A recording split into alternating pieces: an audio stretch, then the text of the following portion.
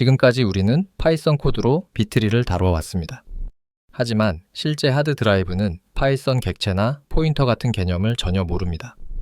디스크가 아는 것은 오직 바이트뿐이죠. 오늘은 MySQL, PostgreSQL, SQLite의 엔진 내부를 들여다보겠습니다. 우리가 배운 추상적인 B+트리 개념이 어떻게 원시 데이터로 변환되는지 확인해 보시죠. 가장 먼저 이해해야 할 점이 있습니다. 데이터베이스는 하드디스크에서 데이터를 바이트 단위로 읽지 않습니다. 항상 정해진 크기의 블록, 즉 페이지 단위로 읽고 씁니다. 운영체제나 SSD가 그렇게 작동하기 때문이죠. 보통 4KB 단위로 움직입니다. 그래서 데이터베이스의 비트리에서 노드 하나는 물리적으로 페이지 하나에 해당합니다. 그렇다면 우리가 이론으로 배웠던 노드 분할은 디스크에서 실제로 어떻게 일어날까요? 화면에 보이는 3단계 과정을 따릅니다. 첫 번째, 데이터베이스 파일에 비어있는 새 페이지 공간을 할당합니다. 두 번째, 꽉 찬 기존 페이지에 있던 데이터의 절반을 바이트 단위로 새 페이지에 복사합니다. 마지막으로 부모 페이지가 이 새로 생긴 페이지를 가리키도록 포인터 정보를 갱신하죠. 이제 실제 데이터베이스 엔진들을 하나씩 살펴보겠습니다. 첫 번째는 MySQL의 InnoDB입니다. InnoDB는 MySQL의 기본 스토리지 엔진이죠. 이 엔진의 철학은 한마디로 프라이머리 키가 전부다입니다. 모든 데이터가 기본 키를 중심으로 구성된 클러스터드 B+트리 구조를 사용합니다. InnoDB의 기본 페이지 크기는 16KB입니다. 초기화 시 4KB에서 64KB로 변경할 수 있지만 대부분 이 기본값을 사용하죠. 화면은 그 16KB 페이지의 내부 구조를 보여줍니다. 맨 위에는 이전, 다음 페이지 포인터를 가진 헤더가 있습니다. 이것이 바로 우리가 배웠던 B+트리 리프 노드들의 연결 리스트를 물리적으로 구현한 부분이죠. 재미있는 점은 실제 데이터, 즉 사용자 레코드는 위에서 아래로 쌓이고 페이지 내부에서 데이터를 빨리 찾기 위한 페이지 디렉터리는 아래에서 위로 자라난다는 것입니다. InnoDB의 클러스터드 개념은 테이블이 곧 B+트리라는 뜻입니다. 별도의 테이블 파일이 있는 게 아니라 기본 키를 기준으로 만들어진 B+트리의 리프 노드에 모든 행 데이터가 함께 저장됩니다. 장점은 아이디로 검색할 때 엄청나게 빠르다는 겁니다. 리프 노드를 찾으면 바로 데이터가 있으니까요. 하지만 단점도 명확합니다. 이메일 같은 보조 인덱스로 검색하면 느려집니다. 보조 인덱스는 데이터의 주소가 아닌 기본 키 값을 가지고 있어서 아이디를 가지고 B+트리를 한 번 더 검색해야 하기 때문이죠. 이중 조회가 발생하는 겁니다. 다음은 PostgreSQL입니다. 이 데이터베이스는 완전히 다른 철학을 가지고 있습니다. PostgreSQL은 데이터와 인덱스는 완벽하게 분리되어야 한다고 믿습니다. 그래서 실제 데이터가 저장되는 힙이라는 공간과 데이터를 찾기 위한 인덱스가 따로 존재하죠. PostgreSQL의 아키텍처는 화면처럼 두 부분으로 나뉩니다. 아래에 있는 힙은 실제 테이블 데이터가 저장되는 곳입니다. 그냥 8KB 페이지들이 정렬되지 않은 채 쌓여 있는 공간이죠. 그리고 위에는 데이터를 찾기 위한 비트리 인덱스가 있습니다. 이 인덱스의 리프 노드에는 데이터 자체가 아니라 CTID라는 마법의 좌표가 들어 있습니다. CTID는 42번 블록, 3번 오프셋과 같은 형태인데 힙 파일의 42번 페이지로 가서 세 번째 항목을 바라는 뜻입니다. 그런데 문자열처럼 크기가 제각각인 데이터들을 어떻게 8KB라는 고정된 페이지에 저장할까요?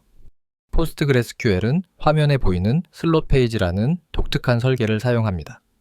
페이지 상단부터는 데이터의 위치를 가리키는 포인터 배열이 자라나고 페이지 하단부터는 실제 데이터가 거꾸로 자라납니다. 그리고 그 사이의 빈 공간을 활용하는 거죠. 그래서 데이터를 삭제할 때 비싼 비용을 들여 바이트를 옮기는 대신 포인터만 사용 안 함으로 표시합니다.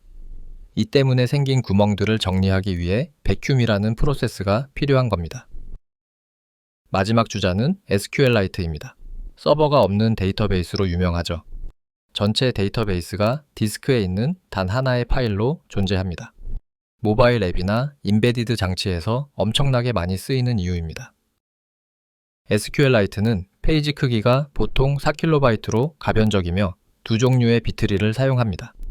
하나는 테이블 비트리로 실제 데이터 저장을 위해 사용됩니다. 이것은 정수형 키, 즉 로우 아이디를 사용하고 리프 노드에 데이터가 저장되는 클러스터드 방식입니다. 다른 하나는 인덱스 비트리로 보조 인덱스를 위한 것입니다. 키는 문자열이나 숫자 등 다양할 수 있고 리프 노드에는 데이터 대신 로우 아이디를 저장하죠. SQLite가 파일을 작게 유지하는 비결 중 하나는 베리언트라는 영리한 기술입니다. 가변 길이 정수라는 뜻이죠. 예를 들어 보통 4바이트를 차지하는 숫자 5를 저장할 때 SQLite는 단 1바이트만 사용합니다. 100만 같은 큰 숫자도 3바이트면 충분하죠. 이런 압축 기술 덕분에 매우 작은 파일 안에 거대한 비트리를 담을 수 있는 겁니다. 새 엔진을 표로 요약해 봅시다. MySQL InnoDB는 데이터가 비트리에 포함된 클러스터드 방식입니다. PostgreSQL은 데이터와 인덱스가 분리되어 인덱스가 데이터의 물리적 주소를 가리킵니다. SQLite는 둘을 섞은 하이브리드 방식이죠. 여기서 중요한 차이점이 드러납니다. PostgreSQL에서 데이터의 위치가 바뀌면 원칙적으로 모든 인덱스를 갱신해야 하는 비용이 발생합니다. 물론 핫 최적화로 이 비용을 회피할 수 있는데 이건 뒤에서 설명하겠습니다. 반면 InnoDB는 보조 인덱스가 기본 키를 바라보므로 데이터 위치가 바뀌어도 기본 키 트리만 갱신하면 되어서 상대적으로 안전하죠. 이러한 내부 구조를 알면 필팩터라는 데이터베이스 설정을 이해할 수 있습니다. PostgreSQL에서 테이블의 필팩터를 90%로 설정하면 힙 페이지를 90%까지만 채우고 10%는 비워둬라는 뜻입니다. 왜 이런 공간 낭비를 할까요? 만약 페이지가 100% 꽉 차 있을 때 데이터를 수정해서 크기가 커지면 페이지를 분할해야 하는 값비싼 디스크 I/O 작업이 발생합니다. 하지만 10%의 여유 공간이 있으면 같은 페이지 안에서 데이터를 수정할 수 있습니다. 이때 앞서 말한 핫 업데이트가 작동해서 인덱스 갱신 자체를 건너뛸 수 있죠. 이렇게 페이지 구조에 대한 이해만으로도 데이터베이스의 쓰기 성능을 튜닝할 수 있습니다. 이번 영상의 핵심 내용을 정리해 보겠습니다. 첫째, 추상적인 노드는 물리적으로 디스크 위의 페이지라는 것을 배웠습니다.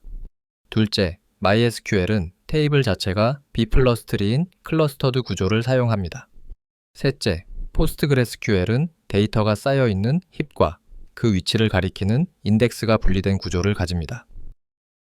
이제 스토리지 엔진의 동작 방식을 이해했으니 사용자 관점으로 돌아갈 준비가 되었습니다. 우리가 SQL에서 create index 명령을 실행할 때 내부에서는 대체 어떤 구조물이 만들어지는 걸까요? 다음 영상에서는 클러스터드 인덱스와 넌클러스터드 인덱스의 차이점을 명확히 하고 운영 중인 데이터베이스를 구해낼 인덱스 튜닝 규칙을 알아봅니다.